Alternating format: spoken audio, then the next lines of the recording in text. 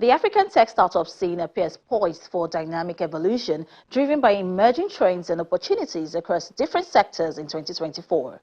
The anticipated advancement in innovation with increased funding prospects are expected to empower startups addressing societal challenges. However, navigating this transformative landscape requires founders to stay agile and capitalize on emerging trends. Toyin Bamidele, Digital Innovation Officer at the United Nations Development Programme, gives a view of what African tech startups may encounter this year.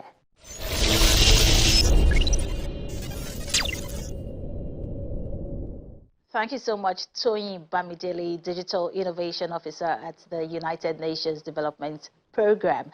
Thank you so much for joining us on Tech Trends. Thank you so much, Olayemi, for having me. Now, Toyin, let's begin with the trends you anticipate will shape the landscape for African tech startups this year. I mean, are there specific sectors expected to thrive? All right, fantastic. It's going to be a very interesting year because now than ever before, we can no longer talk about the African tech landscape without the context of development, which I think would make this set of conversations very interesting.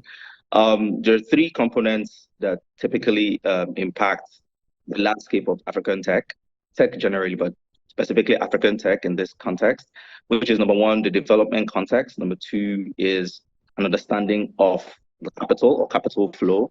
The third is policy and governance. And lastly is the talents within the ecosystem. So first is the development context is that there is a national priority for socioeconomic transformation and discovering novel pathways to socioeconomic transformation due to our differentiated needs, the different paradoxes. We have been rich human and natural resources, but still experiencing poverty and unemployment and inflation and so forth. So the development context really is around discovering new pathways to socioeconomic transformation and also employing digital technology and frontier technologies to accelerate our race to prosperity and sustainable development. Secondly, another thing that was going to shape the trends is capital. This year is very interesting because of, we call it the election year. Across major markets, there's going to be a lot of elections going on. Investments, we already even the data shows that investment dwindled last year. So we can expect that it's going to pause for a little while. Toyin, let me, take us back to the investment part you mentioned earlier. Considering the global economic climate, how might external factors influence the growth and investment landscape for African tech startups? Okay, so for the investment landscape for African tech startups, most of our funding comes from the US and Europe, right? And those are the major areas that these political realities of the elections are going to be happening. So we can expect also that there are going to be three components that are going to impact the investment landscape. Number one is that, interestingly, aside from it being the election year, there's also a high interest rate in the US currently. And then there's the hype around AI and how it's really shifting the economic realities and industry activities. And then lastly is, Nigeria and Africa still taking preeminence as the frontier market for how global economics is going to unfold in coming years. So for the investment landscape, you can expect that, yes, sadly, we will still experience more decline in the inflow of external funding. We can also expect to see more mergers and acquisitions, and even to some degree, some shrinking of operations due to different economic realities of inflation, hyperinflation, really, and yes, the dwindling talents within the market. So those things would typically affect the VC funding, but it will pick up. But that would be most likely later end of the year. But this is where it gets interesting. As I said earlier, that we can no longer discuss the African tech landscape without thinking what is the development context. So interestingly, there would be rise in alternative funding. For example, I observed over time that there is more alternative funding where people are now open to earlier exits than later exits. So that's one trend within the VC space. And then development organizations such as ours are also now, getting involved in supporting the startup ecosystem. So we can expect to see more inflow of capital, interestingly, from development organizations. What strategies can these startups, employ to ensure that they are well positioned for success this year? All right. So first off would be that there needs to be more engagement across sectors. Interestingly, engagement has most likely been between the same. Well, there's engagement going on, but it needs to increase a little bit more.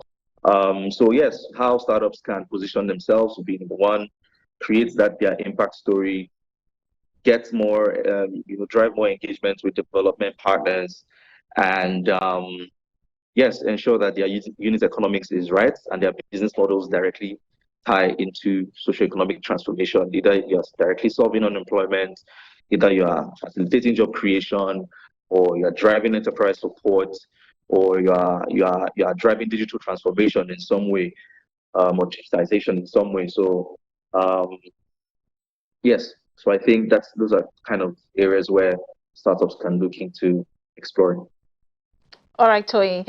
But as with any evolving ecosystem, there are challenges. Which ones do you foresee for, African tech startups this year? And also, where do you see significant opportunities for growth and development? So yeah, there are challenges. The talent challenge is still a big problem, but as I said, I think this is a year of development players. Right? So let's use the Nigeria Jubilee Fellowship program that I mentioned earlier, is that we've been able to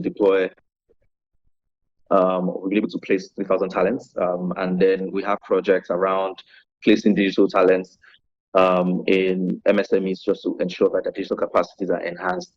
And we can see that even at the federal level, the Honorable Minister, Dr. Bosun, is also, through his team, deploying the 3MTT